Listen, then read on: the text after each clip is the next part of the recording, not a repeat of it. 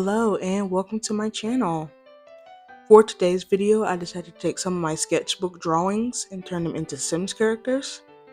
Now please keep in mind that for this video, this is happening before the September 18th update, so a lot of stuff may be glitchy and I could not select traits for my characters. Now I am planning to go back and fix it later on. However, I just wanted to see what was completely different from this update before to what I have now after. For my first sim, I am doing this sim character right here. Now, of course, I am aware that sims don't have some of the needed items to fully replicate the character fully, so I will just be doing as close as I can. I do not have CC, any mods, because this is right before the update and I wanted to make sure that it updated correctly. Since, Sims has been pretty crazy lately. However, I do like The Sims. Sims is actually one of my favorite just free to play games. Story wise, it's definitely not that, but I just love, doing what I can with different outfits and just recreating what I personally like. So yeah, I'm trying to get as close as I can to the character outfit without being too just off. It was a little bit fun, just to experiment around with it. But I absolutely loved the hair because it was scarily accurate to what I wanted to do. So yeah, I went with the hair, worked on molding the face, the body, and just everything else in general. But yeah, I absolutely love this character. Now, the reason why I picked the characters that I picked for this video was because for each of the characters, you'll be able to see like a small piece of paper to the side of each character, just showing where I initially started before placing them inside my sketchbook, which I found absolutely helps me a whole lot when it comes to idea thinking and just trying to map out how a character will look. For a lot of these characters, if I didn't color in something, I would just make it white because my paper was. Like, for instance, this character has no color to their eyes. That's because I didn't add any. I didn't really just go to detail in it, but I decided to add makeup for the character so the character just have a little bit more to stand out. Overall, I could have did better on the makeup, but like I said, I did not have any mods or anything that really stood to make, Sims characters a lot better. But with the update, I'm glad that mod creators are now updating the mods to match it, and I have actually. I'm thinking about it playing it right after I record my voice for this video, actually. I do tend to play Sims a lot to relieve stress, or just after school or before work or anything like that. Yeah, so I decided to give her a little bit more of a plant vibe because she did have like the classic poison ivy combo, green with red hair. And then I completely randomized the name because I did not feel like changing anything. I didn't make her an occult like I do to the other ones. I just kept her a human. She didn't really have any major things. But this is me finding out that I could not add traits to my Sims. And I'm so glad they patched it up for me because that was not working in the beginning.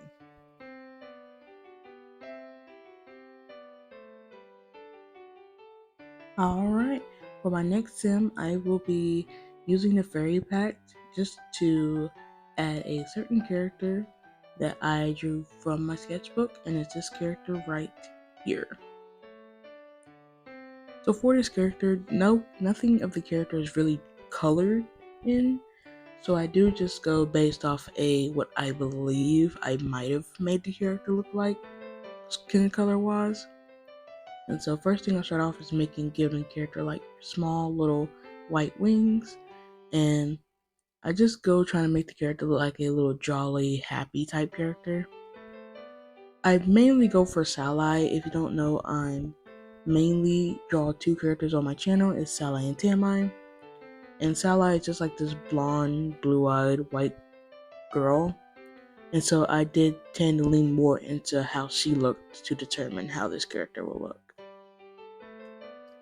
Now, for a second, I am going to talk about the fairy pack while I'm messing around with the character. I truly believe that the fairy pack is one of the most useless packs I ever bought. Now, do I like the fairies? Absolutely. I love the wing design. I love playing with it. But it almost makes The Sims so not fun that you, like, after a certain point, like, you complete all the aspiration, and all you're doing now is just essentially fighting not to die at a quicker rate than another sim would. Um, in order for fairies to live, they have to collect emotional force, which drains with every time you do a spell, which oftentimes keep going down like an abysmal amount. So honestly, I do not enjoy that part at all. In fact, I believe it's actually one of the worst things to give an occult fairy. Um, I am just picking out the dress for this character. I'm going back and forth because none of the dresses actually match the artwork that I'm doing. So I do try to get as close as I can. Now, for a second, I kept thinking I was going to pick this dress. I might actually do, I might actually not. I can't fully remember. But the reason why I really wanted to pick this dress because it gave off a Christmas vibe because of the colors a little bit, and I did draw this character during Christmas. In fact, they're holding a Christmas tree, and so I definitely wanted to try to get as close to that as I possibly could. Now, this is me searching for some bows before doing her makeup. Could not find any bows or anything to make the character look better. And this is me once again. I'm double thinking about the dress because nothing is going along with it. But yeah, to talk more about fairies, I love the thought behind it, and maybe I haven't explored it to its full potential. That might be a good case of the fact, but it's kind of a worthless pack. There's mods out here where you can get fairy wings, and there's other mods out here that are a lot more fun than what we have here, which is it feels less of a fairy pack and more of like an apothecary pack, more so. Don't get me wrong, like I said, I love The Sims, but if there's one thing I am going to critique is their packs. Now, am I looking forward to this new one coming out? Yes, I am. Granted, a lot of people are saying all this stuff should have been in other packs, which is correct, but I do like the thought that I could create like a Love Island situation through my Sims. And don't get me wrong, I absolutely hate Love Island. But what I think of when I hear like people being on an island having like romance and stuff, I think of total drama.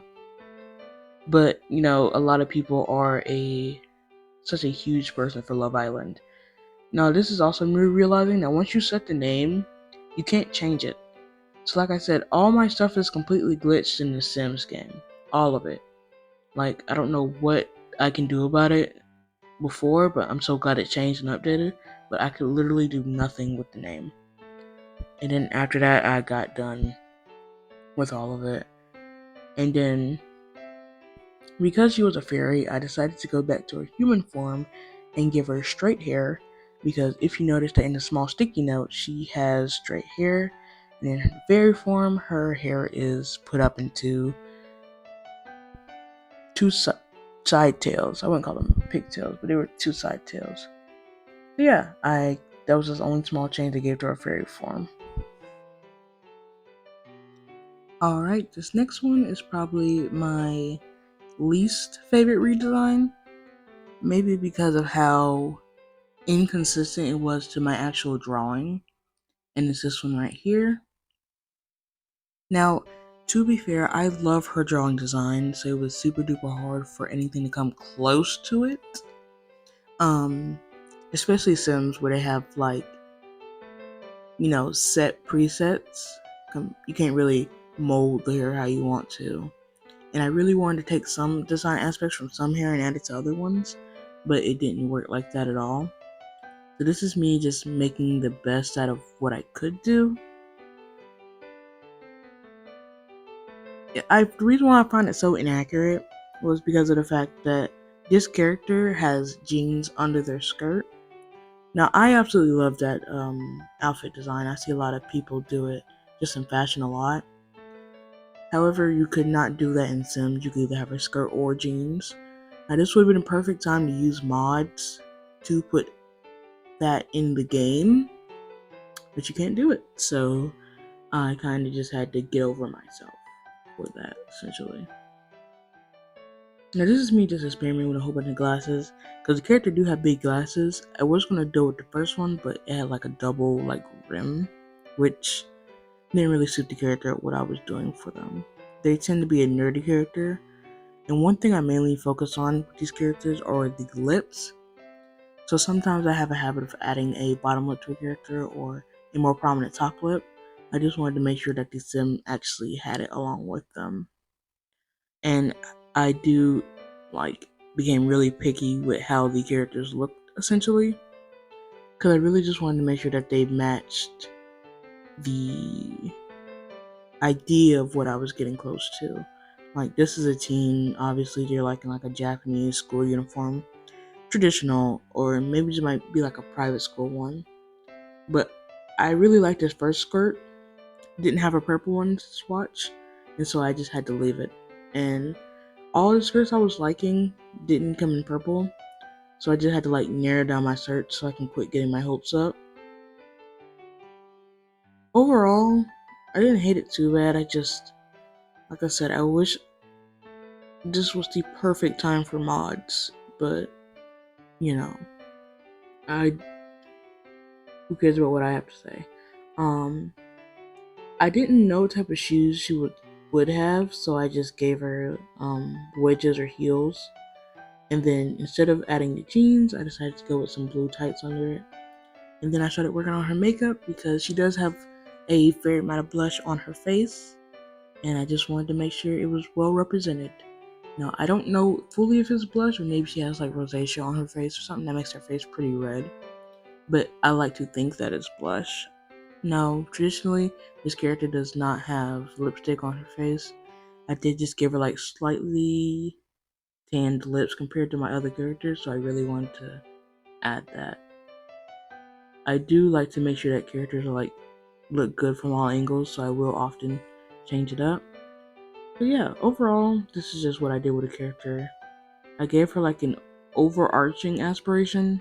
I couldn't give her traits, so kinda just bummed that one out for me. While the other three were definitely fun, and I truly do just love taking my own drawings and just putting them to Sims anyway, this last one is by far my favorite, and this is because I may have drawn her on my channel before. She's actually my D&D character. If you don't know, that's Dungeons and Dragons. And so at first I get started by just making a ghost, because if you don't know, my character is a ghost. I have many different drawings of this character, so I'll put up as much as I can find of this character essentially. So her being originally a ghost, but in her human form she's a ginger.